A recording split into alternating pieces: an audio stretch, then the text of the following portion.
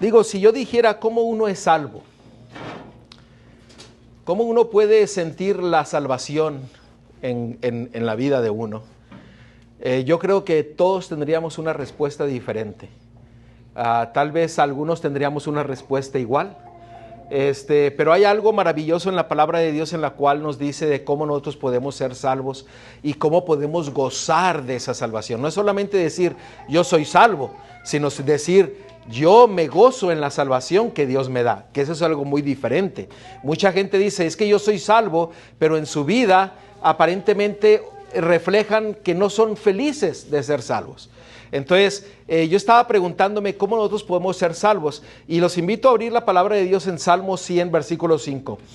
Miren lo que dice Salmo 100, versículo 5. Dice la palabra de Dios: porque Jehová es bueno, para siempre es su misericordia y su verdad por todas las generaciones. Este es un versículo muy conocido. ¿Por qué? Porque nos señala de que nuestro Dios es bueno. Es bueno en todo, es misericordioso. ¿Qué significa ser misericordioso?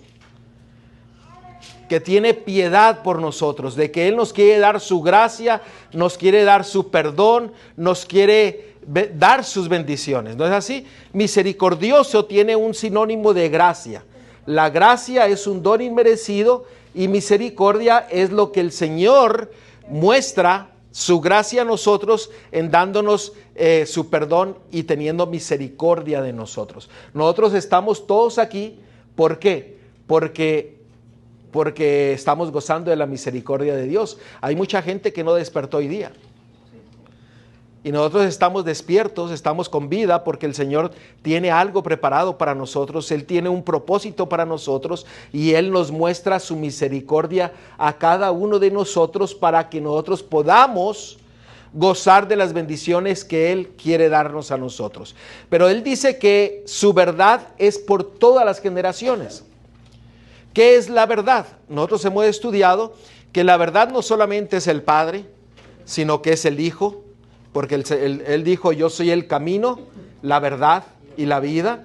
Es su ley. Salmo 119, 172 dice, 142, perdón, dice que su ley es verdad, su palabra es verdad, y cuando venga el Espíritu de verdad, Él os guiará a toda la verdad. Así que todo eso es verdad. La verdad nosotros la encontramos ¿en dónde?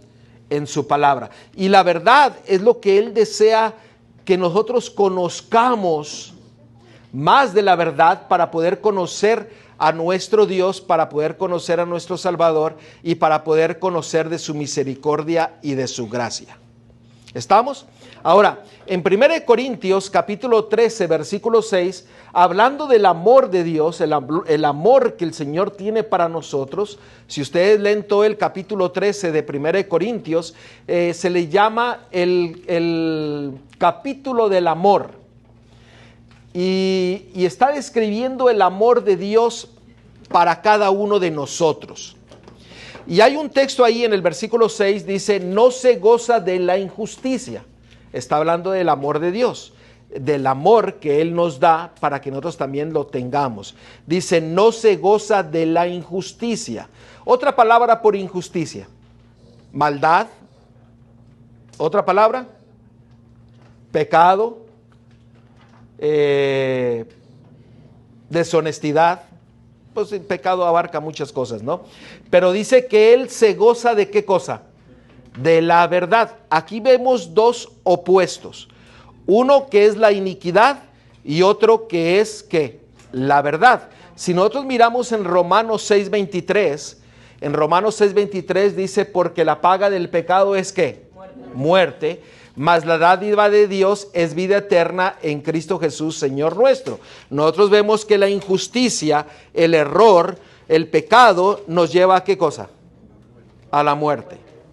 Pero por el otro lado, el conocimiento de la verdad, el conocimiento de Dios, el conocimiento de su Hijo, es una dádiva que el Señor nos da para que nosotros tengamos ¿qué? Vida. Y cuando nosotros tenemos vida, no importa lo que nosotros pasemos, qué tribulación, qué problema, qué necesidad, esa vida que Dios nos da una tranquilidad en nuestras vidas en nuestro hogar y alrededor de todo aquel que está al lado de nosotros.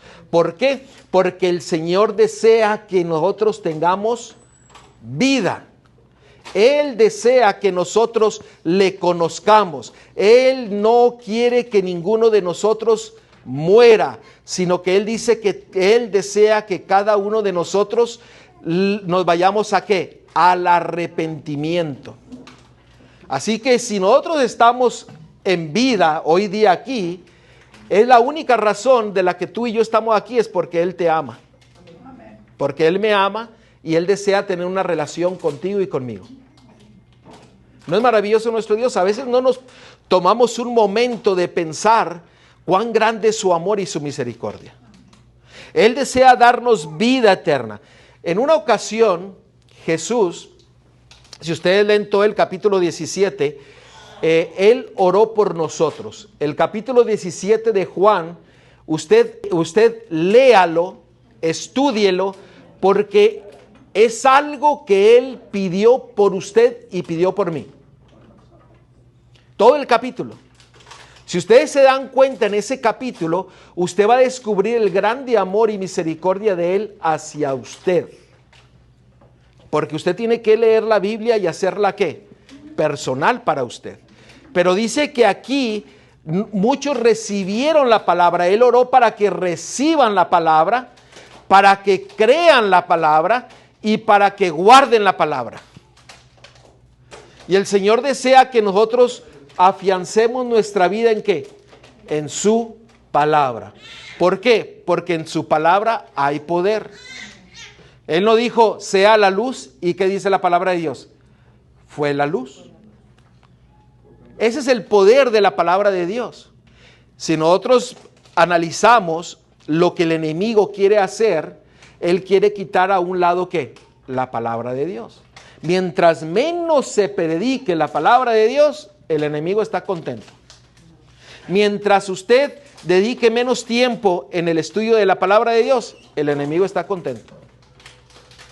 ¿Por qué? Porque aquí nosotros encontramos ¿qué? Su verdad. Encontramos vida. Encontramos las bendiciones que Él desea darnos a cada uno de nosotros. Juan 17, 17. En Juan 17, 17 es muy conocido, muchos se lo saben, dice, santifícalos ¿en qué? En tu verdad, tu palabra es verdad. Recuerden que esta fue una oración de nuestro Mesías. ¿Para quién? ¿Para quién? Para mí. Para mí. O sea, está bien que digamos para nosotros, pero hagámoslo personal. Porque el propósito de Dios para tu vida es ¿qué cosa? Santificarte a través de ¿qué? De su palabra. El enemigo ha tenido mucho éxito en dar un significado a la palabra santificación, que muchos creen que ser santificados es ser una persona santa que ya nunca más cometerá un error. Ya tiene una aureolita aquí y unas alitas. Eso es lo que la mayoría de la gente piensa, ¿sí o no? Eso es lo que la sociedad dice, ay, es que tú te crees muy santo. Santo significa separado. ¿Usted sabe qué día separó el Señor y lo santificó? Sábado. O sea, lo separó de todos los demás y lo santificó con un propósito específico. Lo mismo desea hacer con nosotros.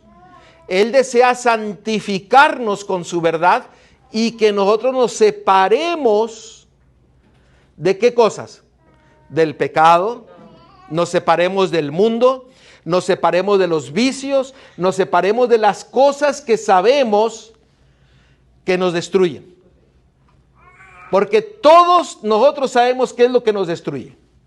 Yo no creo que no hay aquí nadie, a excepción del bebé y tal vez el niño, es que no saben exactamente qué es lo que le destruye. Pero fuera de ellos, a lo mejor Todos saben qué es lo que le está destruyendo y en dónde usted necesita ser santificado por Dios a través de su palabra. ¿Sí o no?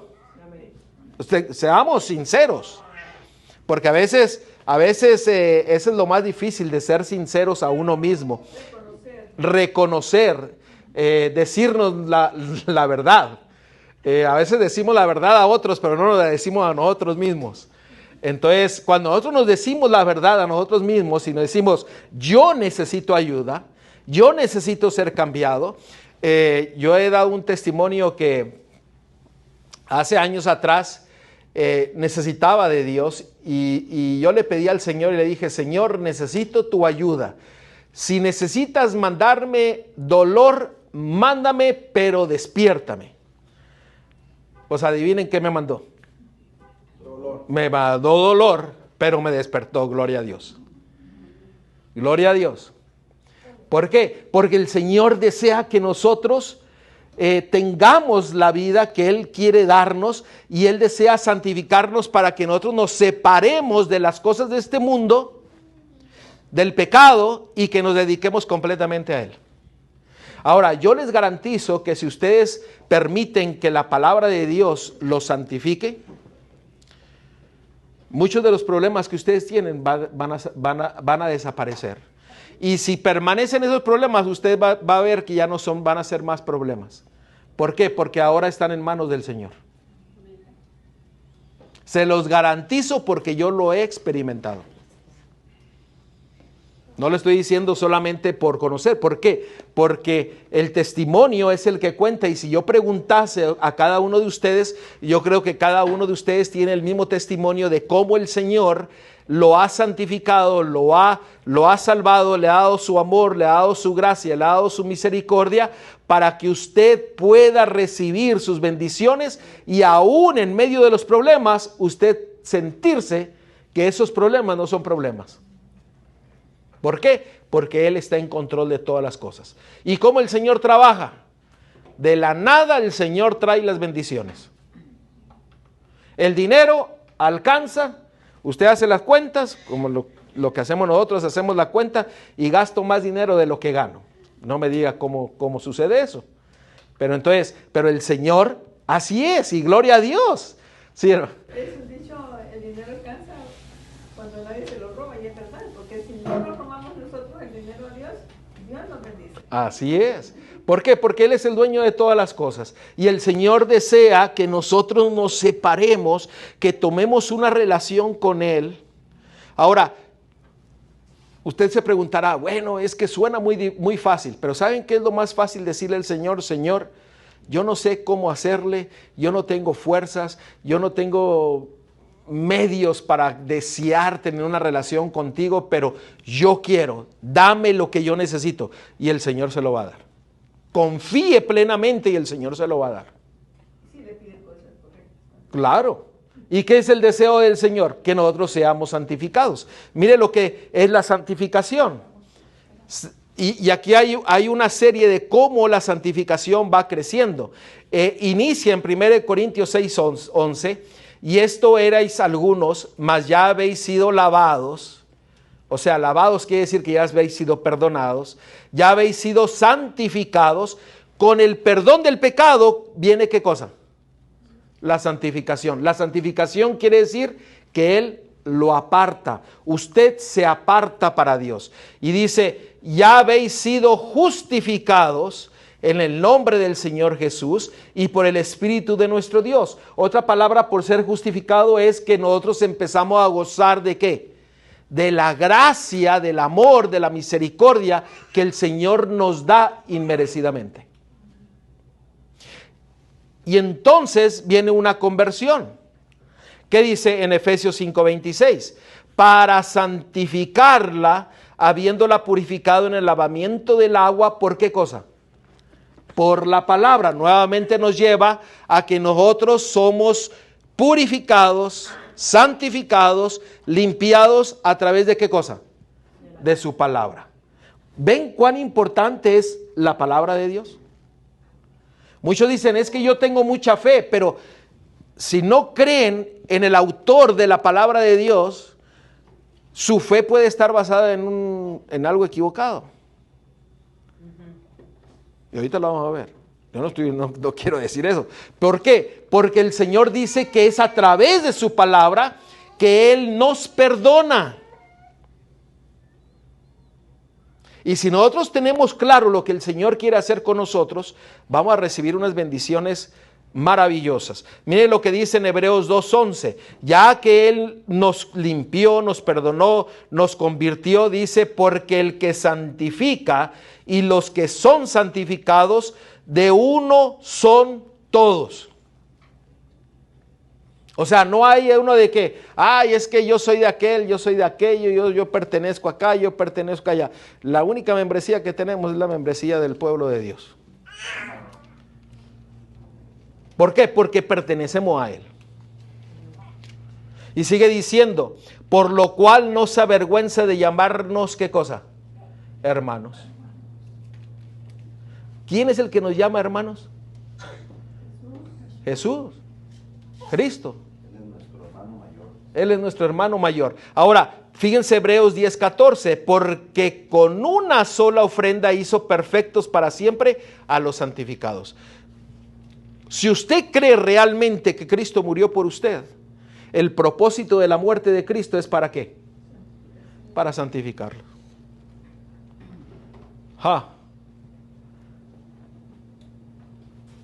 Vamos a ver qué significa esto.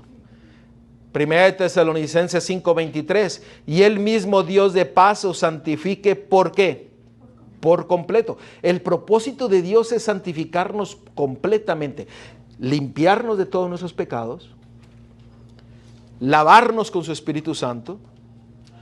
Por eso viene ahí que no solamente de agua, sino del Espíritu Santo, que la gente tiene que renacer nuevamente.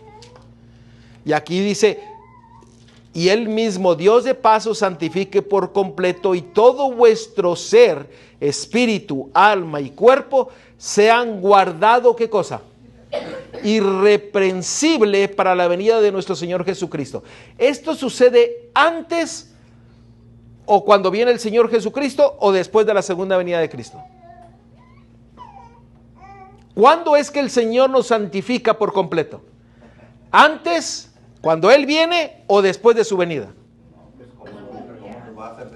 ¿Qué dice allí? Antes de su venida. Léanlo otra vez. Primera de Tesalonicenses 5:23. Y el mismo Dios de paz os santifique por completo, y todo vuestro ser, espíritu, alma y cuerpo sean guardados irreprensibles. ¿Para qué? Para la venida de nuestro Señor Jesucristo. Eso tiene que suceder antes de que venga Cristo. Pastor, porque cuando Él venga ya tenemos que haber dejado todo lo que nos separa de Él. Y si nosotros estamos experimentando su gracia, su perdón, el Señor es el que nos santifica. Usted no se santifica. Él es el que nos santifica. Él es el que le llama a usted santo. Aquella persona que se llame santo se está engañando. Pero Él es el que lo va a santificar por completo antes de su venida. Todo aquel que está viviendo bajo la gracia, el Señor lo va a santificar.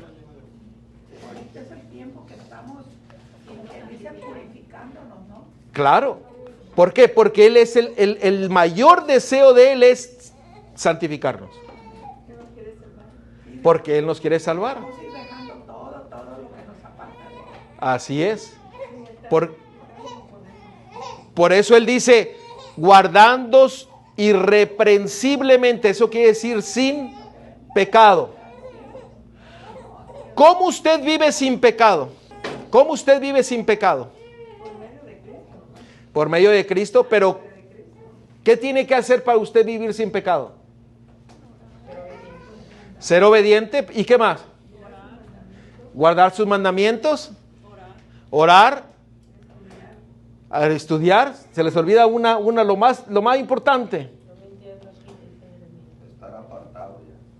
Arrepentirnos de nuestros pecados. arrepentirnos de nuestros pecados. Porque el Señor no puede perdonar algo que no nos queremos arrepentir. ¿Cierto?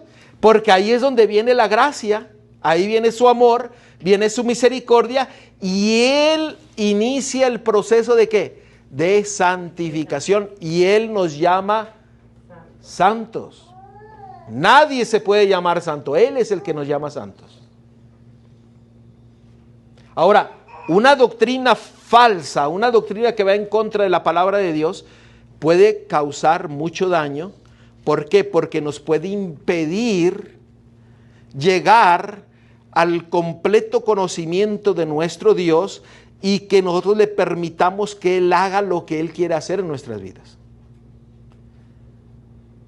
Por eso nosotros dice que es a través de ¿qué? De su palabra. Dios me libre que yo hable, que no hable conforme a su palabra. Porque si yo les miento a ustedes y hablo no conforme a la palabra, usted sabe qué va a suceder en el tiempo del fin. Si usted se pierde, va a ser por mi culpa. El estar aquí enfrente de usted y estar enseñando la palabra de Dios es una responsabilidad muy grande. Y Dios me libre que yo miente y que hable en contra de la palabra de Dios. Por eso es importante que usted que apunte los textos y vaya y asegúrese de lo que estamos estudiando es verdad y que el Espíritu Santo lo guíe al entendimiento. Eso es porque muchos pastores se están engañando cuando le dicen como cosas como no que va con la palabra. ¿Por qué? Porque yo siempre les he dicho, hasta un periquito aprende a hablar. Y si yo me paso hablando y hablando y hablando historias y esto y lo otro y aquello, chistes y entretenimiento, pero no hablo de la palabra de Dios, ¿qué estoy haciendo? Estoy faltando primeramente al mandato que Dios tiene como para hacia mí, como ministro del Evangelio, porque todos nosotros somos ministros del Evangelio. Cuando nosotros compartimos el Evangelio, estaría faltando al llamado que Dios tiene para mí. Y si yo miento en contra de Dios, el castigo mayor va a ser contra mí. Ahora, ¿cómo nosotros llegamos a ser salvos? Si el Señor desea que nosotros seamos santificados, que seamos bendecidos con su gracia, con su mansedumbre, con su amor, ¿cómo nosotros somos salvos? Un texto muy conocido, Romanos 6:14. Porque el pecado, ¿qué? No se enseñoreará de vosotros, pues no estáis bajo la ley, sino bajo la gracia. ¿Lo han escuchado? Sí, muchas veces, ¿no? Sí. Otro texto, Romanos 11:6. Y si por gracia ya no es por obras, de otra manera la gracia ya no es gracia. Y si por obras ya no es gracia, de otra manera la obra ya no es obra. O sea, ¿qué está queriendo decirnos aquí? Que nosotros no somos salvos ¿por qué? Por las obras. ¿Somos salvos de qué? Por la gracia. La única forma que usted y yo somos salvos es por la gracia de nuestro Salvador.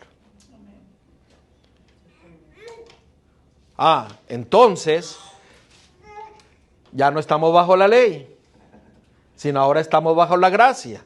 Ahora ya no tenemos que hacer nada. Muchos lo dicen. Miren lo que dice en Efesios 2, 8 y 9.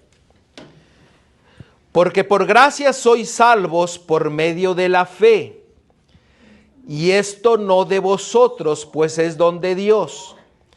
No por obras para que nadie se gloríe. Usted es salvo por medio de la fe. La fe, para que usted tenga fe, usted sabe que el que tiene fe es obediente a la palabra de Dios. Mucha gente dice, yo tengo mucha fe. Como una gente me decía, es que usted no sabe cuánta fe yo tengo.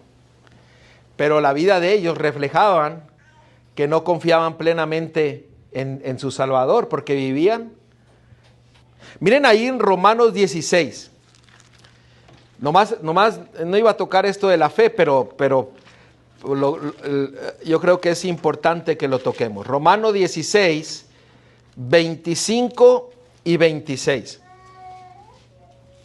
Porque aquí dice, porque por gracia sois salvos por medio de la fe. Y aquí vamos a ir descubriendo algo acerca de la gracia de Dios. Porque la gracia de Dios hoy día mucha gente dice, es que yo soy salvo por gracia, yo no tengo que guardar la ley de Dios, yo no tengo que hacer nada, yo ya soy salvo. Vamos a ver si eso es cierto. O vamos a ver si es una verdad a medias. O es una mentira a medias, que viene siendo lo mismo, ¿no? Una verdad a medias es una mentira. Una mentira a medias puede ser una mentira. No existe tal cosa. Pero miren en Romanos 16, versículos 25 y 26. ¿Lo tienen? Sí. Romanos 16, 25 y 26. Miren lo que dice aquí la palabra de Dios. Dice, y al que puede confirmarnos según mi evangelio y la predicación de Jesucristo, según la revelación del misterio que se ha mantenido oculto desde tiempos eternos, porque ha sido manifestado ahora y que por las escrituras de los profetas, según el mandamiento de Dios eterno, se ha dado a conocer a todas las gentes, ¿para qué cosa? Para que obedezcan a la fe.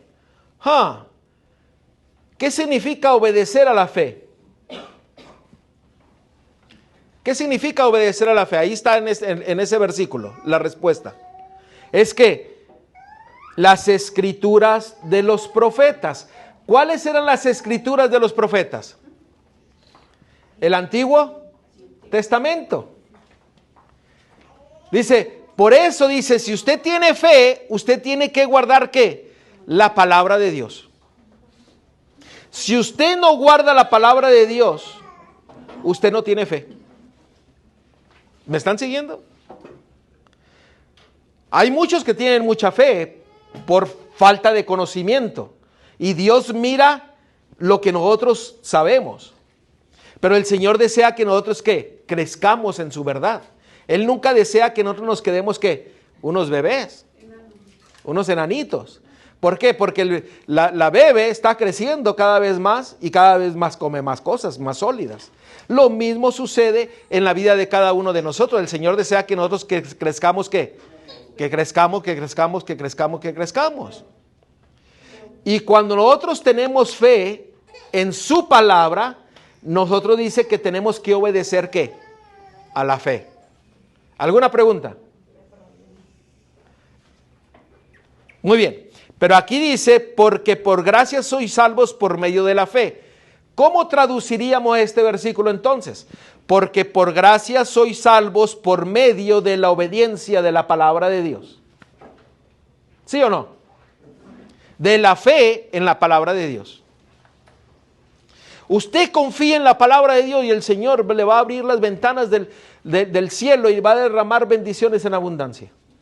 Usted sea fiel a la palabra de Dios y usted se va a maravillar lo que puede hacer en su matrimonio, en su hogar, con sus hijos, con sus hijas, con sus nietos, con su esposo o con su esposa. Porque el Señor desea que usted sea victorioso. El Señor desea que usted tenga victoria sobre todas las cosas. Pero el Señor dice, por la gracia sois salvos por medio de la fe que tenemos que obedecer. Y la fe es que obedecer las escrituras de los profetas. Los profetas eran el Antiguo Testamento. Y hoy día el diablo que dice, no, es que ya no estamos en el Nuevo Testamento, ahora estamos en el Nuevo Testamento. El Antiguo Testamento lo cortamos y lo tiramos. ¿De qué hablaba Cristo cuando estuvo aquí? ¿De qué citaba? Si el Nuevo Testamento no existía. ¿Citaba qué?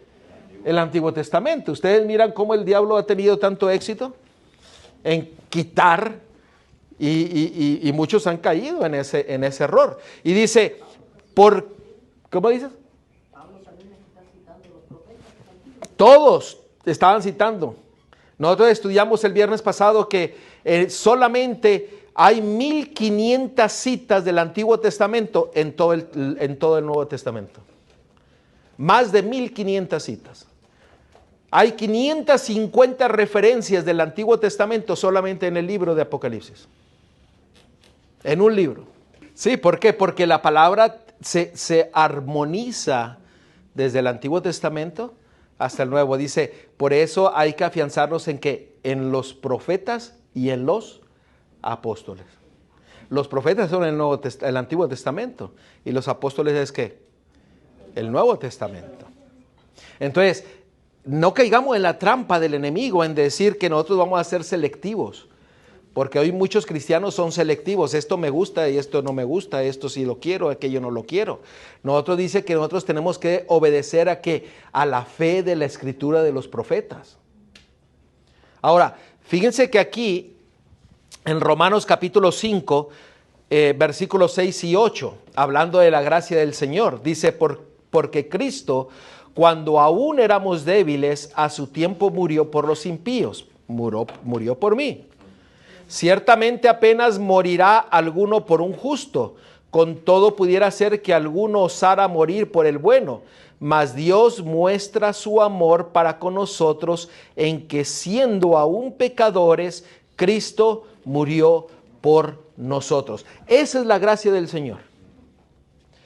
Algo inmerecido, el Señor nos lo da. Él nos da la salvación a través de su muerte. Pero su muerte tiene que ser una realidad en nuestras vidas. Y ahorita vamos a verlo. Miren lo que dice aquí en Romanos 4:5. Para aquellos que no trabajan, para aquellos que no hay que hacer obra, fíjense lo que la palabra del Señor dice. Mas al que no obra, ¿por qué? Porque nadie es salvo, ¿por qué? Por sus obras, sino es por su gracia, por la fe en su palabra. Dice, mas al que no obra, sino cree en aquel que justifica al impío, su fe le es contada por justicia. ¿Cuál es su obra? ¿Cuál es lo que usted tiene que hacer en su vida? Creer realmente que el Señor, que el Cristo le puede perdonar de sus pecados y lo puede salvar. Esa es la obra que tenemos. Porque dice, mas al que no obra, sino cree aquel que justifica al impío, su fe le es contada por justicia. O sea, tenemos que confiar plenamente que Cristo nos perdona de nuestros pecados y que nos puede dar victoria sobre los pecados y que nos puede santificar para que no pequemos más. Pero debemos de conocer qué es el pecado. Ahora, ¿lo creemos? Espérenme, ¿lo creemos esto? Vaya, vamos, ¿lo creemos esto? ¿Cómo sabemos nosotros qué es pecado? Primera de Juan 4, ¿qué? 3:4, ya lo dije al revés. Primera de Juan 3:4, ¿qué dice Primera de Juan 3:4? Nosotros conocemos el pecado, ¿por qué? ¿Por medio de qué? Vamos a leerlo. Primera de Juan 3:4.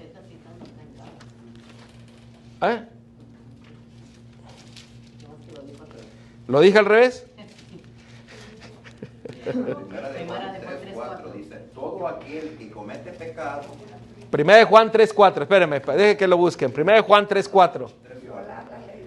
Primera de Juan 3:4. Ya me andas queriendo llevar a Gálatas. Está bien, allá dice, ¿no?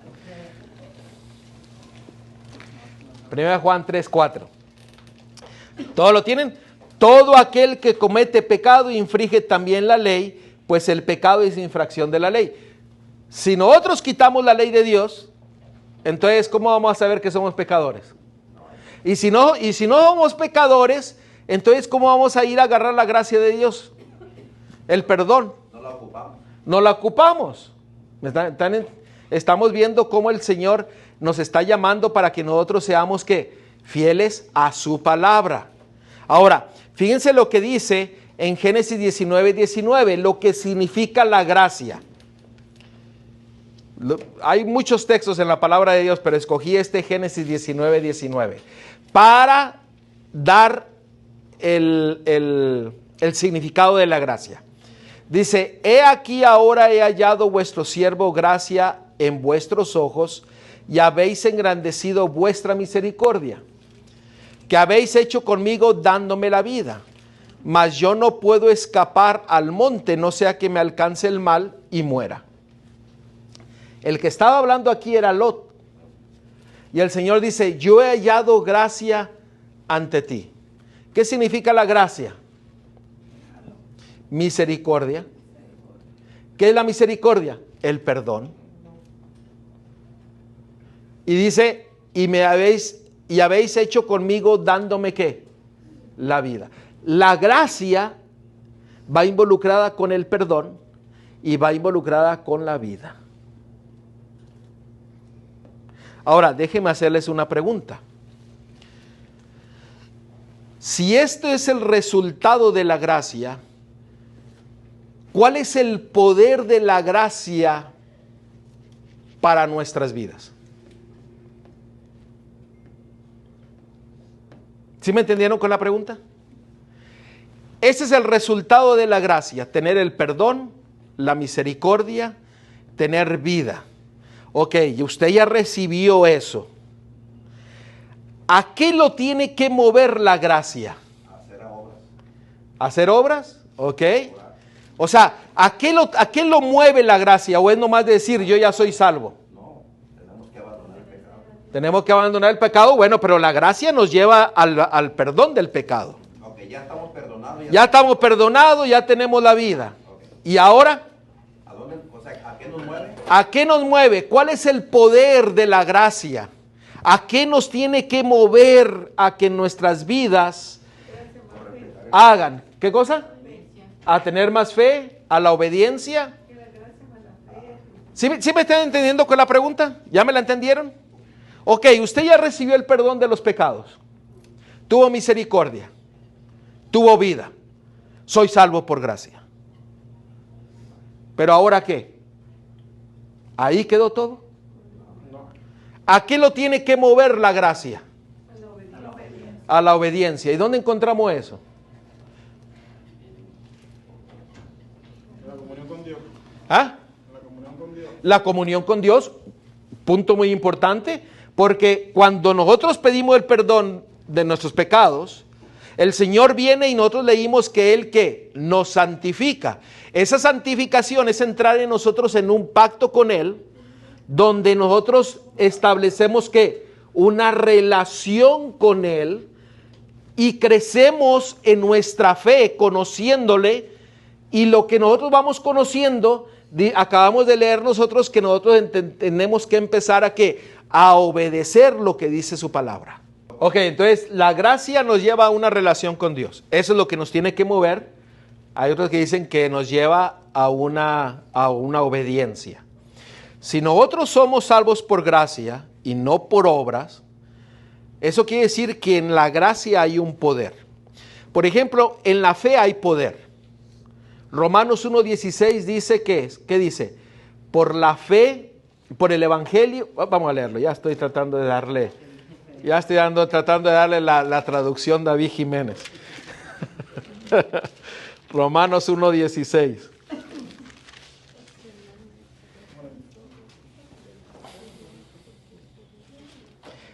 Romanos 1:16 y 17. Miren lo que dice. Porque no me avergüenzo del evangelio, porque es poder de Dios para salvación. Ven, el evangelio tiene poder y el poder es la salvación, ¿cierto? Todo aquel que cree, al judío primeramente y también al griego, porque en el evangelio la justicia de Dios se revela por fe y para fe, como está escrito, mas el justo por la fe vivirá. Acabamos de ver que la fe es obedecer a su palabra. Y solamente a su palabra. ¿Cierto? Lo miramos, ¿verdad? Ok, ese es el poder del evangelio, el poder de la fe nos mueve a obedecer su palabra. Vamos a ver lo que nos mueve a nosotros cuando nosotros experimentamos la gracia de Dios. Por eso aquel que dice que es salvo por gracia y que ya fue salvo, incluso hay gente que dice, es que yo ya soy salvo desde tal fecha. ¿No? ¿Ustedes no han escuchado eso? Es que yo ya soy salvo de tal fecha. Y yo ya soy salvo, y ya voy a ser salvo. Aunque hagan cualquier cosa, hijo, ya son salvos. Ahora, ¿por qué? Porque yo ya vivo bajo la gracia y ya no vivo bajo la ley. Entonces vamos a ver cuál es el poder de la gracia, a qué nos tiene que mover. Lo que dijeron ustedes está correcto. A una relación con Dios, a crecer en nuestro conocimiento con Él y creer en su palabra y crecer en nuestra fe. Pero vamos al libro de Tito. Aquí lo tengo. Tito 2, y vamos a leer el versículo 11 y 12. Y vamos a ver a qué nos tiene que mover la gracia. Si usted dice que ya es salvo por la gracia de Dios, pues vamos a ver lo que dice la palabra de Dios. Por eso hay que hacer de la Biblia algo personal, algo que el Dios pueda poner en nosotros su poder, su amor, su misericordia, para que nosotros sintamos en nuestras vidas ese amor, esa misericordia y esa seguridad de que Él nos perdona de nuestros pecados. Miren lo que dice Tito 2, 11 y 12. Porque la gracia de Dios se ha manifestado ¿para qué? Para salvación a todos los hombres, enseñándonos que renunciando, fíjense, la gracia nos enseña. Este es el poder de la gracia. ¿Ok? ¿Me están siguiendo? Dice, enseñándonos que renunciando a la impiedad. ¿Qué es la impiedad? El pecado. Y a los deseos mundanos. ¿De qué sirve ganar el mundo si vas a perder tu alma? Vivamos en este siglo sobria. ¿Saben ustedes qué significa sobria? Sin pecado. Sin pecado, pero también significa que usted está ¿qué? Razonando sobriamente, porque el que está sobrio, el que no está sobrio, perdón, está que alcoholizado, es como una persona que está alcoholizado, que no piensa. Estar consciente. Estar consciente, eso significa ser sobrio. Justa y piadosamente. Piadosamente significa tener una comunión, una relación. Y también significa tener piedad o tener el deseo de ayudar a otra persona. Pero ¿qué significa justa? ¿Ah? Fair, o sea, ser justos, ser correctos. ¿Ok? Porque estamos viendo que el poder de la gracia es que renunciemos al pecado, a los deseos mundanos, que vivamos sobria, justa y piadosamente.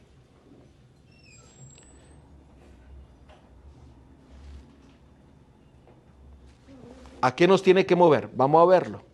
Miren lo que dice Salmos 119, versículo 172. Ahí lo tienen en la parte de abajo. Porque todos tus mandamientos son ¿qué? Son justicia. Cuando usted vive en la gracia, el poder de la gracia lo lleva ¿a qué? A la obediencia. ¿Estamos entendiendo? Nos lleva a la obediencia ¿de qué? De su palabra y de su ley. Usted no es salvo por obedecer la ley de Dios. Ya somos salvos, ¿por qué? Porque somos salvos por su gracia, pero la gracia nos da el poder para ser obedientes. No porque es una obligación, sino porque es la respuesta del grande amor que tiene nuestro Salvador, que Él murió por nosotros, y es la respuesta que nosotros le decimos, Señor, yo deseo complacerte en todo. Yo deseo agradarte en todo, porque si usted obedece la ley de Dios, obedece la palabra por obligación, usted se va a perder de las bendiciones de la gracia. Porque la gracia, el perdón, la misericordia de Dios nos mueve, nos da el poder para ser obedientes. Y ese poder viene solamente ¿de quién? De Él. De Dios. ¿No es maravilloso? Es un amor recíproco. Es un amor que recíproco, como dice nuestro hermano. Dice, es una relación entre dos. Un pacto. El Señor dice, yo te doy, tú dame tu corazón. Y es un ejemplo muy bueno lo que lo demostró como un matrimonio. Es una relación personal, íntima. Mire Salmo 85:10. Ahora sí vamos a entender este versículo. Salmo 85:10.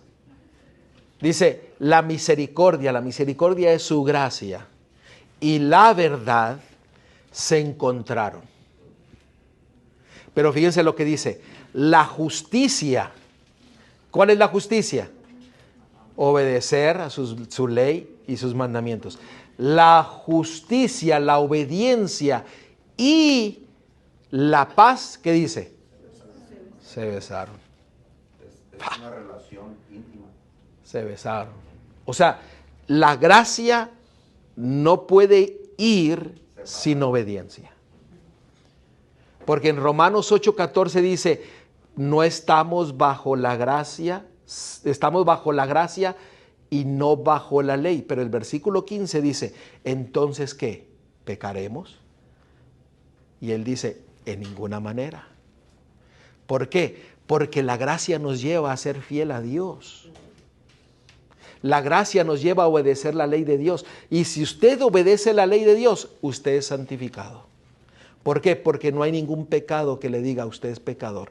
Pero si hay algo en mi vida que dice yo soy pecador, lo maravilloso es ir al Señor y decirle, Señor, perdóname. Dame de tu gracia, dame de tu poder para yo ser fiel a ti. El Señor no nos deja solos. El Señor nos muestra, mire Salmo 25:10, todas las sendas de Jehová son misericordia y verdad. ¿Para quiénes? Para los que guardan su pacto y su testimonio. Nuevamente nos dice que el poder de la gracia nos lleva a guardar su pacto y su testimonio. Si usted vive en la gracia, usted es fiel a Dios. Usted es fiel a la palabra de Dios. Pero si usted no ha experimentado la gracia, usted no ha experimentado las bendiciones del cielo. Y se los digo por experiencia. ¿Por qué? Porque en muchas ocasiones hemos vivido pensando que estamos bajo la gracia, pero no nos hemos dejado que el Señor nos mueva para recibir las bendiciones y recibir la misericordia y el amor de Dios, que se muestra no solamente en mi vida, sino se va a mostrar en mi hogar, en mi matrimonio, con mis hijos, con mis hijas, con los nietos, con las nietas. ¿Por qué? Porque esa es la bendición de Dios. Habrá problemas, dificultades, la va a haber. Pero cuando usted está en Cristo y vive en su gracia, las cosas que vienen a su vida, usted las va a decirle al Señor, Señor, este es tu problema. Yo creo que les comenté en una ocasión que yo le dije al Señor así, este es tu problema. Y el Señor, se lo voy a decir, tenía un carro que estaba más destartalado, yo creo que ya se los comenté. Y le dije al Señor, Señor, tú me trajiste a trabajar en tu obra. Necesito más de $1,000 para arreglarlo. Le dije, ¿sabes qué? Yo no tengo ningún dólar, este es tu problema. Usted sabe que en menos de una semana el Señor me regaló un carro. No era nuevo, pero no le fallaba nada. Así es el Señor. ¿Por qué? Porque el Señor desea que nosotros entremos en ¿qué? En esa relación con Él y que vivamos en su gracia.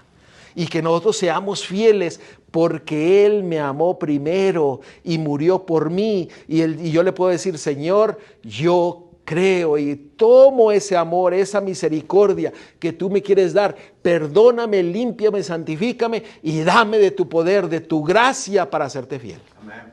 Y el Señor lo va a hacer. Y si no, pruébelo. Pruébelo. Porque el Señor es bueno. El Señor es grande y misericordioso. ¿Por qué ustedes están aquí en Arizona? Por la gracia de Dios. ¿Por qué yo estoy aquí en Arizona? Por la gracia de Dios. Yo ya quisiera, ya tengo 30 años planeando de que me voy a ir a México.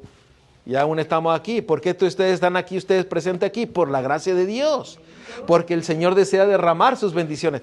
¿Por qué está aquí Ana también? Se les contará la historia toda también aquí un día de estos, ¿no? ¿Por qué? Porque el Señor la trajo aquí por su gracia para que ella conociera la gracia del Señor. Hermanos, empecemos a vivir la gracia del Señor y dejemos que el Señor nos llene de su poder para serle fiel. Porque en la fidelidad nosotros mostramos ese amor maravilloso que nosotros estamos experimentando.